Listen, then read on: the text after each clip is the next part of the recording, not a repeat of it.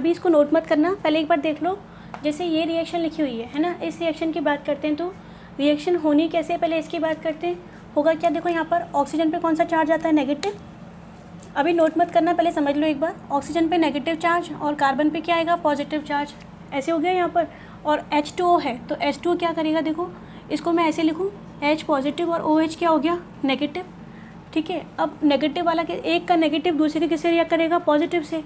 तो O negative और H positive ये बन गए, यहाँ पर क्या बनेगा, C2H5 O, और यहाँ से क्या बन गया, H। एक तो बन गया C2H5 और ये क्या बन गया, OH प्लस यहाँ देखो CH3 है, C डबल बॉन्ड O है और यहाँ पे क्या है, OH। इसको मैं लिखती हूँ ऐसे,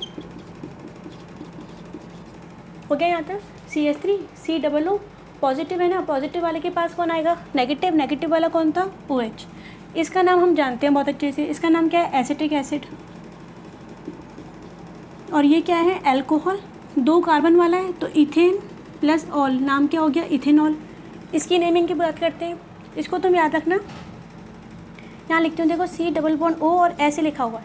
अब इधर भी कार्बन है, इधर भी कार्बन है, तो इसे हम क्या बोलते हैं, एस्टर। ये ध्यान रखना, ये वाला ग्रुप है double bond O single bond O, दोनों O हैं। इस कार्बन के इधर कार्बन, ऑक्सीजन के इधर कार्बन, तो इसे हम क्या बोलते हैं, एस्टर। अब नाम क्या होगा, देखो ये बताओ यहाँ पर किसका नाम लिखें, इस वाले कार्बन का नाम लिखें हम यहाँ पर या फिर इन दोनों कार्बन का नाम लिखें। तो एक बात बताओ, कौन सा बॉन्ड पहले बनता है, सिंगल बॉन्ड पहले बनता है या डबल बॉन्ड पहले बनता है, सिंगल बॉन्ड बनता है ना। तो हम नाम भी पहले किसका लिखेंगे, सिंगल बॉन्ड वाले का, यानी कि इसका नाम लिखेंगे। और C2H5 को हम क्या बोलते हैं, C2H5 को हम बोलते हैं इथाइल। इसका नाम क्या हो गया, इथाइल। इतना ठीक है। अब देखो यहाँ पर एक बात और, जैसे मैं यहाँ लिखूँ H2SO4, इसका नाम बताओ, सल्फ्यूरिक एसिड। सल्फ्यूरिक एसिड है, एसिड ने H प्लस दे दिए, कितने H चले गए, 2। क्या बनेगा, यही तो बनेगा। सल्फ्यूरिक से क्या बना, सल्फेट। तो बताओ ये कौन सा एसिड है, एसिटिक एसिड। एसिटिक एसिड में से H प्लस चला गया तो क्या बनेगा, एसीटेट। ऐसे ही याद रखना, नाइट्रिक एसिड यही होता है, H प्लस चला गया तो क्या बनेगा, नाइट्रेट। तो इसका नाम क्या है, देखो इथाइल तो इसका नाम है। अब रिमेनिंग ग्रुप का नाम क्या होगा, एसीटेट। तो इसका नाम हो गया इथाइल एसीटेट। ठीक है। अब मैं क्या बता रही हूँ इस रिएक्शन में, कि इस रिएक्शन में तुम देख के बताओ, मॉलिक्यूलरिटी मैंने तुम्हें पढ़ा रखा है, कितनी मॉलिक्यूलरिटी है इस रिएक्शन की, मॉलिक्यूलरिटी बताओ कितनी आएगी। मॉलिक्यूलरिटी आने वाली है एक ये कितनी आ गई, 2 आ गई ना। तो मॉलिक्यूल्स कितने हैं, 2। तो इस रिएक्शन की अगर मैं बात करूँ मॉलिक्यूलरिटी क्या होती है, हमने पढ़ रखा है ना पहले, कितने रिएक्टेंट मॉलिक्यूल हैं, 2। तो मॉलिक्यूलरिटी कितनी आ गई, 2। अच्छा, अब नेक्स्ट हमने तो ऑर्डर भी पढ़ रखा है, और ऑर्डर क्या था, ऑर्डर की बात करें तो रिएक्शन कितने पर डिपेंड करेगी, हमें क्या पता। लेकिन यहाँ पर देखो, देखने में कितना लग रहा है, 2 लिखा हुआ है ना यहाँ पर। एक तो ये एस्टर लिखा हुआ है और दूसरा क्या लिखा हुआ है, वाटर। तो 2 मॉलिक्यूल हैं, तो इसका मतलब ऑर्डर भी कितना होना चाहिए, 2 होना चाहिए। लेकिन जब एक्सपेरिमेंट किया, मैंने तुम्हें बता रखा था, जब मैंने तुम्हें पढ़ाया था तो बताया था कि मॉलिक्यूलरिटी है ना, मॉलिक्यूलरिटी तो क्या करते हैं, रिएक्शन को देख के पता लगाते हैं कितने रिएक्टेंट है, एक ये है, कितने रिएक्टेंट हैं, 2। मॉलिक्यूलरिटी कितनी आ गई, 2। ऑर्डर जो होता है वो इस रिएक्शन को देख के पता नहीं लगता है, एक्सपेरिमेंटली पता लगता है ना। अब यहाँ पर हमें याद क्या रखना है, तुम्हें ये याद रखना है कि इस रिएक्शन में हमें देखने पर तो कितने मॉलिक्यूल नज़र आ रहे हैं, रिएक्टेंट मॉलिक्यूल 2 आ रहे हैं, मॉलिक्यूलरिटी तो कितनी है, 2। लेकिन एक्सपेरिमेंट करने पर पता लगा कि इस रिएक्शन का ऑर्डर कितना है, 1। तो मॉलिक्यूलरिटी 2 है, ऑर्डर कितना होना चाहिए था, 2 होना चाहिए था, लेकिन ऑर्डर आ कितना रहा है, 1 आ रहा है। So these type of reactions are called pseudo first order reaction. Order कितना है, 1 है ना, 1 मतलब फर्स्ट, तो नाम क्या हो गया, फर्स्ट ऑर्डर रिएक्शन। स्यूडो क्यों लिखा है, क्योंकि देखने में तो ऐसे लगता है कि 2 पर डिपेंड कर रही है, एस्टर पर भी डिपेंड कर रही है, और एस्टर को ब्रेक करने वाला कौन, वाटर है ना। तो 2 पे डिपेंड करना चाहिए, लेकिन कितने पर कर रहा है, सिर्फ 1 पर। तो this is called pseudo first order reaction. Definition क्या हो जाएगी, देखो, रिएक्शंस हैविंग मॉलिक्यूलरिटी, ये मॉलिक्यूलरिटी है, मॉलिक्यूलरिटी तो कितनी है, 2। मॉलिक्यूलरिटी कितनी है, 2। इन ये 2 मॉलिक्यूल है, रिएक्टेंट मॉलिक्यूल, प्रोडक्ट को मत देखो, बस रिएक्टेंट मॉलिक्यूल। मॉलिक्यूलरिटी कितनी है, 2, and order is 1, called pseudo first order reaction. ये इसका हो गया एग्जाम्पल फर्स्ट। इसको हम क्या बोल सकते हैं, एसिडिक हाइड्रोलाइसिस। ये कैटेलिस्ट है, एसिडिक H+ है ना, हाइड्रोलाइसिस यानी वाटर, और ये क्या है, एस्टर, तो नाम क्या हो जाएगा, एसिडिक हाइड्रोलाइसिस ऑफ एस्टर इस रिएक्शन का नाम है। कहाँ लिखे, इसको हटा देती हूँ, हेडिंग को मैं हटा रही हूँ, या फिर यहाँ लिख देती हूँ, देख लेना, एसिडिक हाइड्रोलाइसिस ऑफ एस्टर, ये इस रिएक्शन का नाम है, ठीक है। और ये कौन सी ऑर्डर रिएक्शन हो गई, स्यूडो फर्स्ट ऑर्डर। ऐसे ही सिमिलर एग्जाम्पल सेकंड की बात करें तो क्या हो जाएगा, देखो ये रिएक्शन है, इसमें ये क्या है, सुक्रोज है, हाइड्रोलाइसिस हो रहा है H2 के प्रेजेंस में, और कैटेलिस्ट कौन है, H+, सुक्रोज से क्या बनता है, GF, ऐसे याद रखो, SGF, S मतलब Sita, G first class, Sita ji first class, तो याद हो जाएगा ये क्या है यहाँ पर, सुक्रोज, और सुक्रोज को ब्रेक करोगे तो क्या बनेगा, ग्लूकोज और फ्रैक्टोज। अब क्या हो जाएगा, देखो यहाँ पर मॉलिक्यूलरिटी बताओ इस रिएक्शन की कितनी आएगी, दो मॉलिक्यूल्स, रिएक्टेंट मॉलिक्यूल देखने हमें, एक तो ये, एक ये, कितने मॉलिक्यूल हैं, 2 मॉलिक्यूल हैं, तो इस रिएक्शन की मॉलिक्यूलरिटी कितनी आ गई, 2। अब नेक्स्ट बताओ ऑर्डर, दिखने में कितने लग रहे हैं, 2 लग रहे हैं ना, दोनों पे ऐसे दिखाते हैं इसको कि जो रिएक्शन है वो दोनों पे डिपेंड करेगी क्या, नहीं, एक्सपेरिमेंट करने पे पता लगा कि जो रिएक्शन है वो सिर्फ किस पे डिपेंड कर रही है, C12H22O11, ठीक है। मॉलिक्यूल्स तो 2 हैं, इसको ब्रेक करने के लिए हमें वाटर तो चाहिए ही ना, तो मॉलिक्यूल्स तो कितने हैं, 2, लेकिन डिपेंड कितने पर कर रहा है, रिएक्शन की स्पीड कितने पर डिपेंड कर रही है, 1 पर, तो ऑर्डर कितना हो गया, ऑर्डर इक्वल्स टू 1। तो यहाँ पे क्या हो रहा है, हमें देखने पे ऐसे लगता है कि 2 पे ऑर्डर कितना होगा, 2 होना चाहिए क्योंकि 2 मॉलिक्यूल हैं, लेकिन ऑर्डर कितना होता है, 1, तो इसे हम क्या बोल देंगे, स्यूडो फर्स्ट ऑर्डर रिएक्शन। अगर मैं थोड़ा सा तुम्हें रिवाइंड करवाऊँ कि मॉलिक्यूलरिटी और ऑर्डर क्या था, तो मॉलिक्यूलरिटी का तो मतलब होता है कितने रिएक्टेंट मॉलिक्यूल हैं, डायरेक्ट काउंट कर लो, कितने रिएक्टेंट मॉलिक्यूल, 2 है ना, आ गया 2। ऑर्डर मतलब रिएक्शन की स्पीड, ये जो बन रहा है ना प्रोडक्ट, इसके बनने की स्पीड कितने पर डिपेंड करेगी, कितने पर डिपेंड करेगी हमें क्या पता, तो वो हमें कैसे पता लगता है, एक्सपेरिमेंट से, ठीक है। अगर फिर भी समझ में नहीं आया हो, मॉलिक्यूलरिटी ऑर्डर वाला टॉपिक तुमने मिस कर दिया हो, तो उसकी लिंक मैं डाल दूँगी, तुम वहाँ से देख लेना, एक बार ऑर्डर को समझ लेना कि ऑर्डर होता क्या है, ठीक है। ये अपना कौन सा टॉपिक हो गया, स्यूडो फर्स्ट ऑर्डर रिएक्शन। इसके बाद देखो नेक्स्ट बात करते हैं, अपना एक टॉपिक रह गया था उसको डिस्कस करते हैं, factors affecting rate of reaction. Factors affecting rate of reaction, ये बीच में टॉपिक मिस हो गया था, उसको कर लेते हैं। अब रेट ऑफ रिएक्शन का मतलब क्या होता है, प्रोडक्ट के बनने की स्पीड, प्रोडक्ट के बनने की स्पीड किस पर डिपेंड करेगी,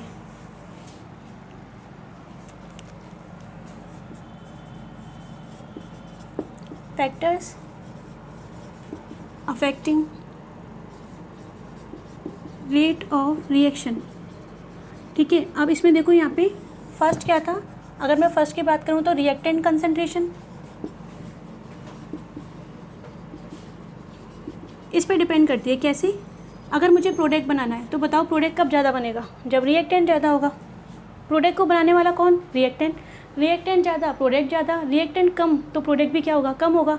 इतना तो बात हम जानते हैं ना भाई, चाय ज़्यादा बनानी है, चाय क्या प्रोडक्ट है, तो हमें उसमें मिल्क का अमाउंट भी क्या करना पड़ेगा, ज़्यादा करना पड़ेगा, ठीक है। ऐसे मत कहना पानी का अमाउंट ज़्यादा कर दें, कर सकते हो भाई तुम्हारे अकॉर्डिंग।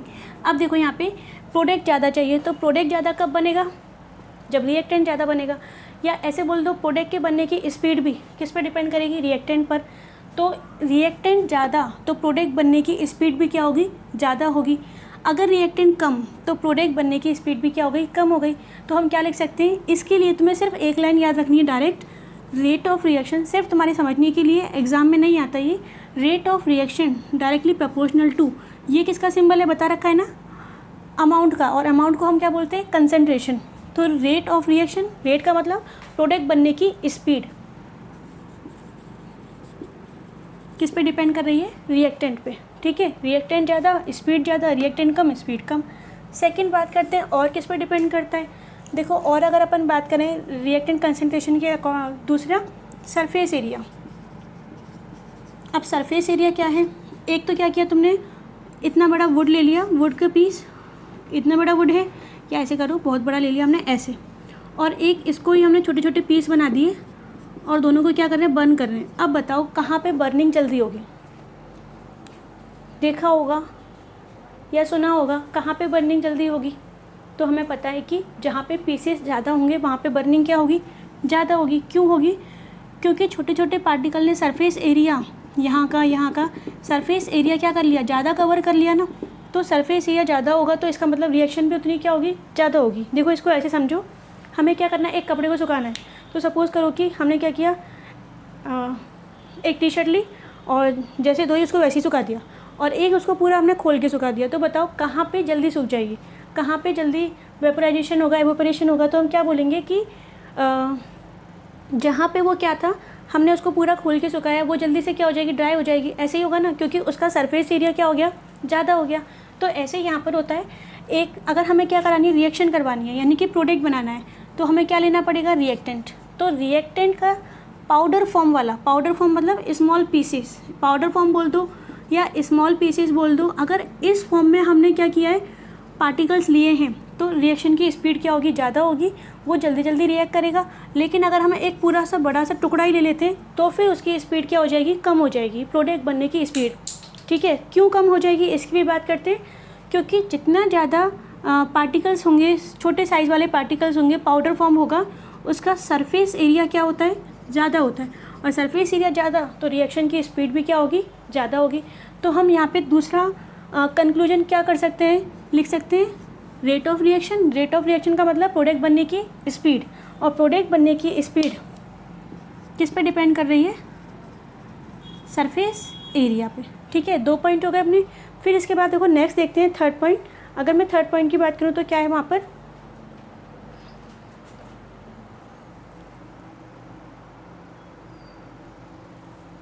देखो नेक्स्ट स्टार्ट करते हैं अपना। देखो अगर मैं बात करूँ तो हमने इन दोनों को तो कर लिया। नेक्स्ट बात करते हैं यहाँ से third, nature of reactant and product. इन दोनों को और डिस्कस कर लेते हैं। ये चारों इतने इंपॉर्टेंट नहीं है, आते नहीं एग्जाम में, लेकिन ये जो है ना 5th और 6th वो बहुत इंपॉर्टेंट है।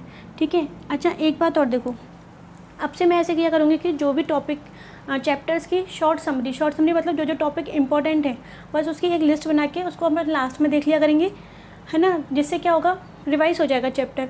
और एक बात और सुनो, क्योंकि अब जुलाई आ गई तो तुम ऐसे मत सोचो कि स्कूल स्टार्ट नहीं हुए, क्योंकि जब बोर्ड वालों ने अभी एग्ज़ाम करवा दिए 10th 12th की इन दिस कंडीशन, तो तुम सोचो आफ्टर 6 मंथ 8 मंथ तो तुम्हारे एग्ज़ाम तो 100% ही होने हैं। ठीक है, कोई ऑप्शन ही नहीं है कि ये तो सोचो मत कि एग्ज़ाम तो होने नहीं है। उसके बाद अगर तुम वेट करोगे कि हम स्कूल स्टार्ट होंगे तब पढ़ेंगे, तो तुम काफ़ी कुछ, क्योंकि स्कूल में भी क्या होगा, जहाँ तक मैं मानती हूँ वहाँ पर स्पीड तो क्या होगी, थोड़ी ज़्यादा ही रहेगी पहले से। और अब जब ये टॉपिक चल ही रहे हैं तो तुम उनको कंटिन्यू करते जाओ। बुक्स तो बुक से पढ़ना तो अच्छा ही रहता है, कम से कम ऐसे तो करो कि नोट्स तो बनाते जाओ। उसके बाद इतना देख लो कि बुक्स में से कोई टॉपिक, कोई न्यूमेरिकल अगर तुम्हें नहीं आता हो तो वो तुम कमेंट सेक्शन में कमेंट कर दो और फिर मैं उसको समझा दूँगी। ठीक है, ऐसे कर लो, लेकिन पढ़ना स्टार्ट कर दो। अब एक बात और सुनो, एक कमेंट आया था कि ज्योमेट्री वाले में कुछ डाउट था, product formation of ammonia explain नहीं किया। तो उस क्वेश्चन को मैंने देखा था, लेकिन टॉपिक तो कंप्लीट हो रहा था, लेकिन क्या पूछना चाहते हो वो मुझे समझ में नहीं आया। तो फिर जो भी तुम्हारा डाउट था ना उसको एक बार दोबारा से मुझे भेजना, जिससे मैं देख पाऊँ कि क्वेश्चन क्या था, क्योंकि मुझे तो कुछ समझ में नहीं आया कि तुम पूछना क्या चाहते हो। और जब मैंने उस वीडियो को दोबारा देखा तो उसमें टॉपिक कंप्लीट हो रहा था। ठीक है, तो तुम एक बार मुझे दोबारा क्वेश्चन कर लेना उसको। अब स्टार्ट करते हैं अपन। इसके बाद देखो यहाँ पर कुछ ऐसे क्वेश्चन था कि मैम आपने अमोनिया फॉर्मेशन की रेट नहीं बताई, है ना, ये क्वेश्चन था। लेकिन कहाँ नहीं बताई ये तो मुझे समझ में नहीं आया, क्योंकि टॉपिक तो मैंने पूरा ही एक्सप्लेन कर दिया था। तो एक बार तुम मुझे क्वेश्चन दोबारा भेजना, ठीक है, उसको मैं एक्सप्लेन कर दूँगी। अब देखो यहाँ पर ये दोनों टॉपिक हो गए थे, है ना। नेक्स्ट बात करते हैं थर्ड टॉपिक की। तो थर्ड टॉपिक क्या है अपना, nature of reactant and product. अब देखो यहाँ पे 2 रिएक्शन लिखी मैंने, CO + O2, और ये क्या बन रहा है, CO बन रहा है, ऐसे लिख दिया। फिर इसके बाद लिखा हमने NO + O2, और इससे क्या बन रहा है, NO बन रहा है। ठीक है, ये 2 रिएक्शन है। अब हमें क्या बताना है, देखो यहाँ पे हो क्या रहा है, कंपेयर करो दोनों रिएक्शन को। इसमें भी O2 ऐड हो रही है, इसमें भी O2 ऐड हो रही है। यहाँ पे CO से रिएक्ट करके क्या बन रहा है, CO2 बन रहा है। यहाँ पे NO से रिएक्ट करके क्या बन रहा है, NO2 बन रहा है। ठीक है, जब दोनों रिएक्शन सेम है तो फिर क्या हुआ, हमें क्या देखने के लिए मिलता है कि एक रिएक्शन की स्पीड तो क्या है, ज़्यादा है, एक रिएक्शन की स्पीड क्या है, कम है। स्पीड का मतलब हम क्या बोल रहे हैं, रेट, है ना। इसका मतलब हम ऐसे बोल सकते हैं कि एक रिएक्शन की रेट तो क्या है, ज़्यादा है, और दूसरे रिएक्शन की रेट क्या है, कम है ना। तो इसका मतलब कहाँ पे रेट ज़्यादा होनी है, कहाँ पे रेट कम होनी है, कैसे पता लगेगा। ये CO है और ये क्या है, यहाँ पर NO है। कैसे पता लगाएंगे, देखो यहाँ पे कौन सा बॉन्ड एन और ओ के बीच में बॉन्ड बना हुआ है। इसकी बात करो, यहाँ बॉन्ड किसके बीच में, सी और ओ के बीच में। ऐसे ही तो हो रहा है, ये वाला जो बॉन्ड है वो किसके बीच में, सी और ओ, और ये वाला बॉन्ड किसके बीच में, एन और ओ के बीच में बॉन्ड है। अब इसके बाद देखो नाइट्रोजन, इसमें क्या होगा, जैसे HCl की बात करूँ तो ये पॉजिटिव और ये क्या हो गया यहाँ पर नेगेटिव। ऐसे यहाँ बात करूँ सी पॉजिटिव और ओ क्या हो गया, नेगेटिव। ऐसे यहाँ बात करो एन पॉजिटिव और ओ क्या हो गया, नेगेटिव। यही होगा ना। लेकिन एक बात देखो कि हमें पता है नाइट्रोजन जनरली कौन सा चार्ज बनाता है, नाइट्रोजन जनरली बनाता है कौन सा चार्ज, नेगेटिव चार्ज, है ना। नाइट्रोजन जनरली नेगेटिव चार्ज बनाता है, लेकिन यहाँ पे नाइट्रोजन का कौन सा चार्ज आ रहा है, पॉजिटिव चार्ज आ रहा है। और पॉजिटिव चार्ज का आना, इसका मतलब ये रिएक्शन क्या हो गई, ये जो रिएक्टेंट है वो क्या है, वीक बॉन्ड है। क्योंकि इस रिएक्शन में नाइट्रोजन जो नेगेटिव चार्ज बनाता है उसे कौन सा चार्ज बनाना पड़ रहा है, पॉजिटिव चार्ज बनाना पड़ रहा है। इसका मतलब ये हुआ कि ये वाला जो बॉन्ड है ना नाइट्रोजन और ऑक्सीजन के बीच में, ये बॉन्ड कैसा है, वीक बॉन्ड है।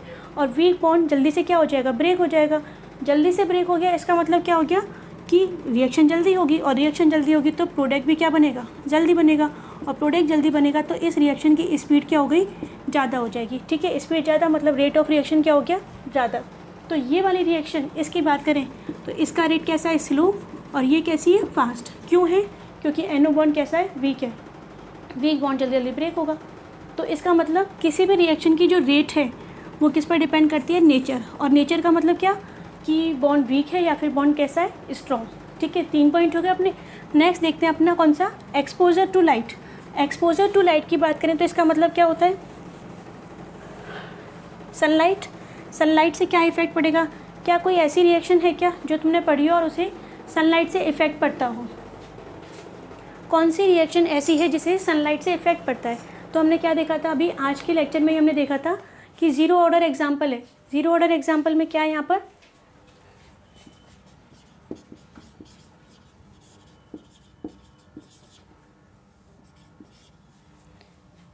ये रिएक्शन है, इसमें देखो क्या हो रहा है, ये जो रिएक्शन है वो ज़ीरो ऑर्डर का एग्जांपल है। मैंने आज ही बताया इसको।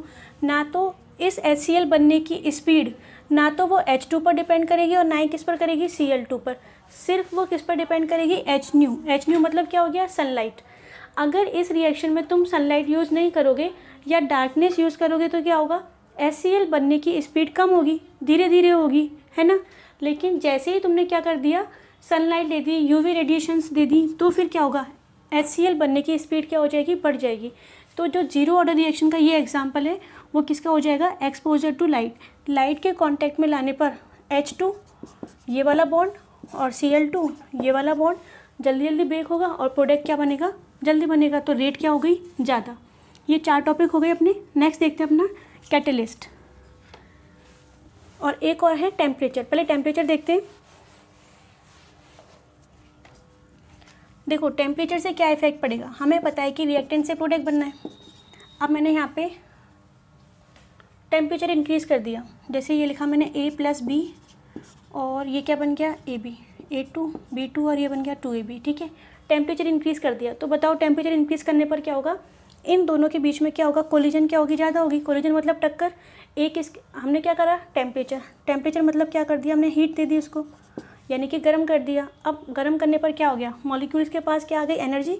कौन सी एनर्जी आ गई, काइनेटिक एनर्जी आ गई। काइनेटिक एनर्जी आने का मतलब मॉलिक्यूल क्या करेंगे, कोलिजन करेंगे, टक्कर करेंगे, एक दूसरे के पास आएंगे, और उससे क्या होगा, जितने ज़्यादा ये एक दूसरे के पास आएंगे तो ए किसके पास आ रहा है, बी के, प्रोडक्ट भी क्या बनेगा, ज़्यादा बनेगा। इसका मतलब क्या हो गया, हम टेम्परेचर को इंक्रीज़ करते जाएंगे। काइनेटिक एनर्जी, रिएक्टेंट है ये A2 और B2, काइनेटिक एनर्जी क्या होती जाएगी, इंक्रीज़ होगी। Temperature increase, kinetic energy increase. Kinetic energy का मतलब मोशन इंक्रीज़ हो गया, तो कोलिजन भी क्या होगी, कोलिजन मतलब टक्कर क्या होगी, इंक्रीज़ होती जाएगी। टक्कर इंक्रीज़ होती जाएगी तो क्या होगा, A और B पास पास आएंगे और क्या बनेगा, प्रोडक्ट। जितना ज़्यादा प्रोडक्ट बनेगा उसकी रेट क्या हो जाएगी, ज़्यादा हो जाएगी। ठीक है, प्रोडक्ट जितना ज़्यादा बनेगा उसकी रेट क्या हो जाएगी, ज़्यादा। देखो एक तो हमने है ना ये वाला पॉइंट देख लिया कि टेम्परेचर इंक्रीज़ करने पर रिएक्शन की स्पीड क्या होती है, बढ़ जाती है। कैसे देखा था, अगर आपको एग्जाम में क्वेश्चन लिखना हो, give the effect of temperature on rate of reaction, तो मैं तुमसे अभी भी कह रही हूँ कि एक तो टेम्परेचर वाला पॉइंट इंपॉर्टेंट है और दूसरा कैटेलिस्ट वाला। ठीक है, तो टेम्परेचर वाले में तुम्हें 2 पॉइंट लिख कर आने हैं। एक तो ये लिख कर आओगे, इसका मतलब है इंक्रीजिंग, ऑन इंक्रीजिंग टेम्परेचर क्या होगा, सबसे पहले रिएक्टेंट मॉलिक्यूल की काइनेटिक एनर्जी, उनको एनर्जी मिल गई ना, मोशन करेंगे तो काइनेटिक एनर्जी क्या हो गई, इंक्रीज। जितनी ज़्यादा टक्कर एनर्जी आ गई उनके पास, कोलिजन भी उतनी क्या होगी, ज़्यादा होगी। कोलिजन ज़्यादा होगी, ए किसके पास आएगा, बी के, तो प्रोडक्ट फॉर्मेशन रेट क्या हो जाएगी, ज़्यादा। एक पॉइंट तो तुम्हें ये लिख के आना है, ठीक है। फिर टेम्परेचर इफेक्ट में ही दूसरा पॉइंट भी लिख कर आओगे, टेम्परेचर कोफिशिएंट। क्या होता है देखो टेम्परेचर कोफिशिएंट, पहले तो इसको अपन इससे रिप्रेजेंट करते हैं, इसको टाउ बोलते हैं, TAU, ठीक है। अब देखो इसमें एक बात और क्या है, हमने टेम्परेचर बढ़ाया 10 to 20 कर दिया, मॉलिक्यूल्स के पास एनर्जी आ गई, प्रोडक्ट फॉर्मेशन क्या हो गया, ज़्यादा हो गया। फिर 20 से हमने क्या कर दिया, 30 कर दिया, स्पीड बढ़ गई। ऐसे क्या कंटिन्यू करते जाएं तो प्रोडक्ट की फॉर्मेशन की स्पीड क्या होगी, बढ़ती जाएगी क्या, कंटिन्यू 40, 50, 60, ऐसा तो नहीं होगा। तो क्या देखा था, देखो ये KT क्या है, कितना भी टेम्परेचर, सपोज करो 20 है, तो 20 डिग्री सेल्सियस टेम्परेचर पर क्या है, रेट ऑफ रिएक्शन है ना। K क्या है, रेट कांस्टेंट, T मतलब टेम्परेचर, फिक्स टेम्परेचर, सपोज करते हैं वो 20 डिग्री है। अब क्या हुआ, 20 डिग्री पर स्पीड आ गई, फिर हमने 10 डिग्री इंक्रीज़ कर दिया, इसका मतलब +10 लिखा हुआ है, यानी कि 30 कर दिया। तो 30 डिग्री सेल्सियस पर टेम्परेचर इंक्रीज़ करने पर क्या देखा हमने कि जो रिएक्शन की स्पीड थी ना, पहले T पर थी, फिर हमने 10 इंक्रीज़ कर दिया, 20 से 30 कर दिया, तो जो रिएक्शन की स्पीड है वो कितनी हो जाती है, ट्वाइस, और कितनी हो जाती है, थ्राइस। इसका मतलब अगर वो मान लो कि पहले ऐसे मान लो, पहले अगर वो रिएक्शन को ऐसे समझो, कोई यहाँ पे तुम खड़े हो यहाँ पर, है ना, और तुम खड़े हो यहाँ पे, तो ऐसे मैं रफ डायग्राम बना लेती हूँ, ठीक है। पहले तुम कितनी स्पीड से भाग रहे हो, 10 मीटर पर सेकंड की स्पीड से भाग रहे हो, सपोज करो 10 मीटर पर सेकंड की स्पीड से भाग रहे हो। उसके बाद क्या किया, तो मैं तो कैसे गर्म करेंगे, कोई भी मॉलिक्यूल है, सपोज करो इन्हें खाना वाना खा लिया, इसको एनर्जी मिल गई। अब एनर्जी मिलने के बाद क्या हुआ कि इसकी जो स्पीड है ना वो डबल हो गई, डबल से या फिर क्या हो जाएगी, ट्रिपल हो जाएगी, या तो 20 मीटर पर सेकंड हो जाएगी, या फिर क्या होगी, 30 मीटर पर सेकंड, इतने के इतने बीच में आएगी। कब होगी, जब हमने टेम्परेचर कितना इंक्रीज़ कर दिया, 10 डिग्री सेल्सियस, ठीक है। तो ये वाला इफेक्ट तुम्हें लिखना है, temperature coefficient on increasing the temperature with 10 degree Celsius, rate of reaction increased by twice, और क्या होगा, थ्राइस, ठीक है।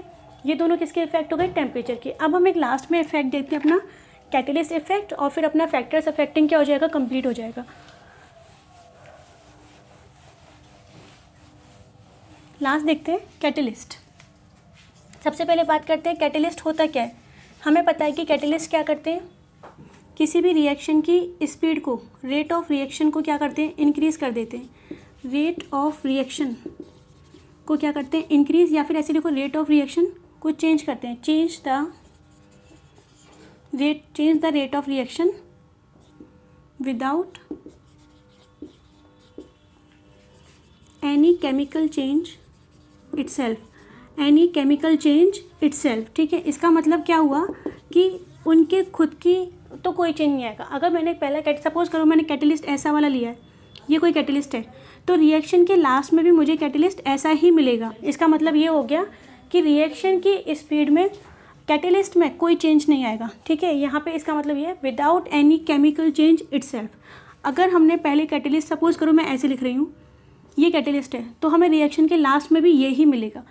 लेकिन ये एनो क्या करता है, रिएक्शन की स्पीड को क्या कर देता है, इंक्रीज़ कर देता है, ठीक है। अब रिएक्शन की स्पीड को इंक्रीज़ कर रहा है, कैसे कर रहा है, देखो ये अपने लास्ट टॉपिक, इसको और देखते हैं कि अगर हमें रिएक्शन की रेट की बात करनी हो, रेट मतलब प्रोडक्ट बनने की स्पीड की बात करनी हो, कैसे प्रोडक्ट जल्दी जल्दी बनेगा, तो क्या करेंगे, कैटेलिस्ट क्या इफेक्ट करता है। सबसे पहले कैटेलिस्ट की बात करते हैं, होता क्या है, किसी भी रिएक्शन की रेट को क्या करता है, चेंज कर देता है। ऐसा नहीं है कि सिर्फ इंक्रीज़ करेगा, डिक्रीज़ भी कर सकता है, लेकिन हमें यहाँ पे बात करनी है कि इंक्रीज़ कैसे करता है। अच्छा एक बात और, ये रिएक्शन की स्पीड को चेंज तो कर देता है, लेकिन क्या होता है, विदाउट चेंजिंग इटसेल्फ। इसका मतलब क्या होगा कि विदाउट चेंजिंग इटसेल्फ मतलब खुद पे कोई इफेक्ट नहीं पड़ेगा, जैसा हमने लिया था वैसा ही मिलेगा, ठीक है। अब देखो यहाँ पे ये रिएक्शन लिखी हमने, इसको मैंने अभी भी तुम्हें बताया था, किसका एग्जाम्पल है ये, सूडो फर्स्ट ऑर्डर का, हमने आज ही देखा है इसको, है ना। तो मैं इसे डायरेक्ट बताती हूँ, यहाँ पर ये रिएक्शन हो रही है, ये एस्टर है, और ये एस्टर क्या हो रहा है, हाइड्रोलाइसिस हो रहा है, ब्रेक हो रहा है। अगर मैं इसमें कैटेलिस्ट नहीं मिला रही, सिर्फ ऐसी रिएक्शन हो रही है, तो ये रिएक्शन प्रोडक्ट जो होते हैं ना वो बहुत धीरे धीरे बनते हैं। कैटेलिस्ट नहीं मिलाया हमने, ठीक है, तो प्रोडक्ट क्या बनेगा, धीरे धीरे बनेगा। अब मैंने क्या किया, ऐसे लिखती हूँ, in absence of catalyst rate कैसी है, स्लो रेट है, आर स्लो, है ना, रेट ऑफ रिएक्शन कैसा है, स्लो है। लेकिन जैसे ही मैंने यहाँ पे क्या यूज़ कर लिया, H प्लस कैटलिस्ट यूज़ कर लिया, अब ये रिएक्शन जल्दी जल्दी होगी और प्रोडक्ट क्या बनेगा, फास्ट बनता है, स्पीडली बनता है। तो रिएक्शन कैसी हो गई, रेट ऑफ रिएक्शन कैसी हो गई, फास्ट। फास्ट कब हुई, जब हमने क्या यूज़ किया है, कैटलिस्ट यूज़ कर लिया, ठीक है, कैटलिस्ट प्रेजेंट है। और अब क्या हो रहा है, यहाँ पर कैटलिस्ट नहीं है, तो कैटलिस्ट ने क्या किया, कैटलिस्ट ने रिएक्शन की स्पीड को, प्रोडक्ट को बढ़ाने की स्पीड को क्या कर दिया, बढ़ा दिया ना। ऐसा क्या करता है कैटलिस्ट की रिएक्शन बनने की स्पीड बढ़ जाती है। देखो इसको अपन ऐसे समझेंगे दूसरे एग्जाम्पल से, वो एग्जाम्पल सिर्फ तुम्हें अभी समझना है, उसको नोट नहीं करना है।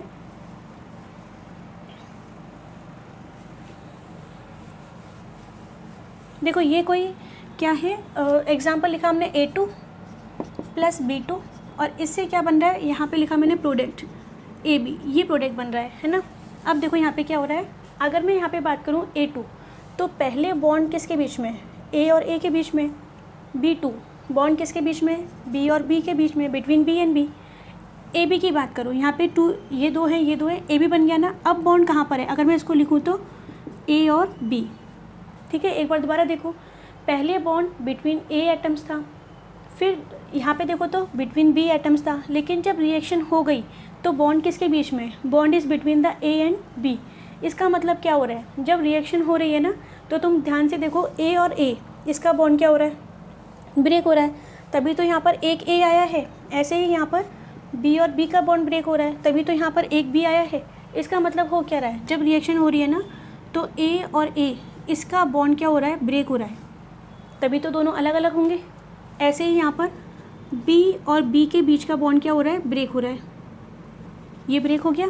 और क्या हो रहा है रिएक्शन में, A और B का बॉन्ड भी तो फॉर्म हो रहा है, बॉन्ड ब्रेक भी होगा, इनके बीच का बॉन्ड भी क्या होगा, फॉर्म होगा, ठीक है। ये तो हो गया बॉन्ड ब्रेकिंग। ओल्ड बॉन्ड, पहला ये ओल्ड बॉन्ड है, यानी पुराने बने, पहले से बने हुए, ये भी ओल्ड बॉन्ड है, ये हो गया। क्या लिखेंगे हम यहाँ पे, ओल्ड बॉन्ड, बॉन्ड्स ब्रेक। और ये A और B का बॉन्ड क्या हो रहा है, फॉर्म होगा, तो ये क्या है, न्यू बॉन्ड। और न्यू बॉन्ड क्या होंगे, फॉर्म होंगे। इसको मैं हटा देती हूँ यहाँ से, न्यू बॉन्ड क्या होंगे, फॉर्म्स होंगे। जब ये वाला, इसको हम क्या बोलते हैं, ट्रांजिशन स्टेट। ट्रांजिशन स्टेट किसे कहते हैं, जहाँ पर पुराने जो बॉन्ड बने हुए, A का पुराना पहले का बना हुआ बॉन्ड है, ये भी पहले का बना हुआ बॉन्ड है, पहले के बने हुए बॉन्ड तो क्या हो रहे हैं, ब्रेक। इसको मैं ऐसे शो करती हूँ, ठीक है। ये तो ओल्ड बॉन्ड है, जो क्या हो रहे हैं, ब्लैक डॉटेड है, और जो रेड डॉटेड है वो क्या हो गए, न्यू बॉन्ड हो गए, है ना। तो जो ओल्ड बॉन्ड है वो तो क्या हो रहे हैं, ब्रेक हो रहे हैं, और न्यू बॉन्ड क्या हो रहे हैं, फॉर्म हो रहे हैं। इस स्टेट को अपन क्या बोलते हैं, ट्रांजिशन स्टेट, ठीक है। इसे हम क्या बोलते हैं, ट्रांजिशन स्टेट बोलते हैं। अब एक बात बताओ, प्रोडक्ट कब बनेगा, डायरेक्ट तो इससे बनेगा नहीं, डायरेक्ट नहीं बनेगा। इसका मतलब क्या हो गया, हमें इस वाले को, रिएक्टेंट को यहाँ तक पहुँचाने के लिए, इस बॉन्ड को ब्रेक करने के लिए क्या देनी पड़ेगी, एनर्जी देनी पड़ेगी, ठीक है। दोबारा देखो, प्रोडक्ट कहाँ से बनेगा, यहाँ से, लेकिन डायरेक्ट तो नहीं बनने वाला। 100% क्या होने वाला है, हमें पता है कि A और A के बीच का बॉन्ड क्या होने वाला है, ब्रेक होने वाला है ना। A और A के बीच का बॉन्ड, B और B के बीच का बॉन्ड ब्रेक होगा। सपोज़ करो ये ऐसे है, इनिशियली इनके पास इतनी एनर्जी है, रूम टेम्परेचर है, कुछ ना कुछ एनर्जी तो होगी, कुछ ना कुछ एनर्जी तो है, ये रही इतनी, ये A और A का एनर्जी, और ये किसकी है, B और B की एनर्जी है, ठीक है। अब क्या हुआ, हमें इस A, ये वाला A और ये वाला A, इसके बॉन्ड को हमें क्या करना है, ब्रेक करना है। तो अपने आप ब्रेक तो होगा नहीं, हमें क्या देनी पड़ेगी, एनर्जी। इस वाले बॉन्ड को ब्रेक करना है तो भी हमें क्या देनी पड़ेगी, एनर्जी। हमने एनर्जी दे दी, इनकी एनर्जी पहले से क्या हो गई, बढ़ गई, एनर्जी ज़्यादा हो गई ना, पहले से हमने दी है इसको। उस एनर्जी से क्या हो गया, ये वाला बॉन्ड क्या हो गया, ब्रेक हो गया, बॉन्ड ब्रेक हो गया, और न्यू बॉन्ड क्या होंगे ना लगेंगे, एनर्जी हम दे रहे हैं तो न्यू बॉन्ड क्या होंगे, फॉर्म होंगे, ठीक है। अब क्या होता है, जो हमने एनर्जी दी है ना इस वाले बॉन्ड को ब्रेक करने के लिए, या फिर ऐसे बोल दो ट्रांजिशन स्टेट को बनाने के लिए, क्योंकि जब तक ये नहीं होगा तब तक प्रोडक्ट नहीं बनेगा। प्रोडक्ट तभी बनेगा जब इसका बॉन्ड ब्रेक होगा, है ना। हमें एनर्जी देनी पड़ेगी, और this energy is called activation energy. यहाँ लिखा हुआ है EACT, यानी एक्टिवेशन एनर्जी। 1 और 2 को बाद में देखेंगे। एक्टिवेशन एनर्जी, ठीक है। क्या होती है एक्टिवेशन एनर्जी, रिएक्टेंट से जब प्रोडक्ट बनता है तो बीच में एक स्टेट आती है, कौन सी स्टेट, ट्रांजिशन स्टेट, जहाँ पे पुराने बॉन्ड को ब्रेक होना पड़ेगा और न्यू बॉन्ड क्या होगा, फॉर्म होगा, ठीक है। तो हमें जो एनर्जी, हमने जो एनर्जी दी है उसे हमने क्या बोल दिया, एक्टिवेशन एनर्जी। अब देखो यहाँ पर A2B2, ये एक लाइन बनी हुई है यहाँ पर ऐसे, ये इनकी रूम टेम्परेचर पर एनर्जी है। हमने इनको हीट किया, पुराने बॉन्ड ए और ए का बीच का बॉन्ड क्या कर दिया, ब्रेक कर दिया। ठीक है, ये तो पहले था।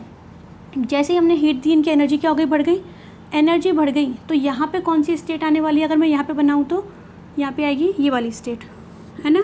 इस वाली स्टेट पर ये वाली आ जाएगी, ओल्ड बॉन्ड ब्रेक होंगे, न्यू बॉन्ड फॉर्म होंगे। यहाँ पे आते आते क्या हो जाएगा, ए और बी के बीच का बॉन्ड बन जाएगा। तो हमने जो एनर्जी दी उसको क्या बोल दिया, एक्टिवेशन एनर्जी। ठीक है, अच्छा अब एक बात बताओ, A2B2 ये बन रहा है AB। तो एक बार तो हमने यहाँ वाली एनर्जी, जैसे एक बार हमने दी 5 joule energy, activation energy, EACT लिख लूँ मैं, है ना, और प्रोडक्ट बन गया। और दूसरी बार कहीं पर किसी और रिएक्शन में अगर मैं EA लिख देती हूँ, किसी दूसरी रिएक्शन में क्या किया, प्रोडक्ट तो बन रहा है लेकिन हमें एनर्जी कितनी देनी पड़ रही है, सपोज़ करो 50 जूल। बताओ कहाँ जल्दी प्रोडक्ट बनेगा। एक बार प्रोडक्ट बनाने के लिए हमें एक्स्ट्रा एनर्जी कितनी देनी पड़ रही है, 5 जूल। 5 जूल में काम हो गया। और दूसरी बार एनर्जी कितनी देनी पड़ रही है, 50 जूल देनी पड़ रही है। ऐसे मान लो कि एक तुम्हें पेन चाहिए मार्केट से, सेम पेन है, सेम प्रोडक्ट बन रहा है ना, देखो सेम प्रोडक्ट बन रहा है। तो तुमने क्या किया, छोटे भाई से मंगवाया, बड़े भाई से मंगवाया। तो छोटे भाई ने काम कितने में कर दिया, 5 रुपये में, और बड़े ने कितने किया, 50 में। तो किससे करवाओगे, छोटे वाले से ही करवाएंगे ना। इसका मतलब कम एनर्जी कहाँ लग रही है, 5 जूल में। तो जहाँ पे एक्टिवेशन एनर्जी, हमें एनर्जी क्या देनी पड़ रही है, थोड़ी सी एनर्जी देनी पड़ रही है और हमारा काम हो गया, प्रोडक्ट बन गया। इसका मतलब ये होता है कि एक्टिवेशन एनर्जी कम हुए तो प्रोडक्ट बनने की स्पीड क्या होगी, ज़्यादा। ये ध्यान रखना। यहाँ पे लिख देती हूँ, इन सबको मैं हटा देती हूँ। एक्टिवेशन एनर्जी जितनी कम होगी ना, प्रोडक्ट बनने की स्पीड उतनी ही क्या होगी, ज़्यादा होगी। हमें एनर्जी कम देनी पड़ रही है, काम तो दोनों में ही हो रहा है, कम एनर्जी में भी हो रहा है, ज़्यादा में भी हो रहा है।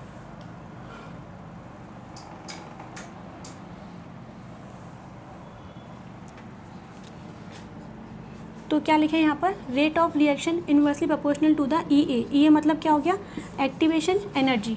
हमें प्रोडक्ट बनाने के लिए कम एनर्जी दे रही है, और कम एनर्जी दे रहे हैं और काम हो गया हमारा। ठीक है, तो कैटेलिस्ट क्या करते हैं, कैटेलिस्ट एक्टिवेशन एनर्जी को कम कर देते हैं। ये वाला पॉइंट बहुत इंपॉर्टेंट है।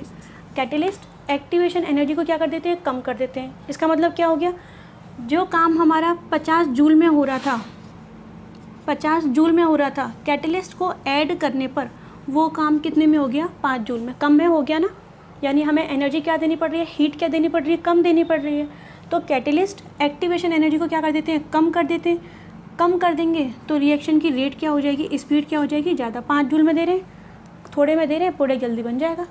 ठीक है, अच्छा एक बात और, ये ग्राफ है A2B2, ये AB, ये रिएक्टेंट है, ये प्रोडक्ट है। रिएक्टेंट से प्रोडक्ट बनना है, डायरेक्ट तो बनेगा नहीं। मैंने क्या कहा था कि ओल्ड बॉन्ड तो क्या होंगे, ये ए के बीच का बॉन्ड, ये बी के बीच का बॉन्ड ब्रेक होगा, और न्यू बॉन्ड क्या होंगे, फॉर्म होंगे।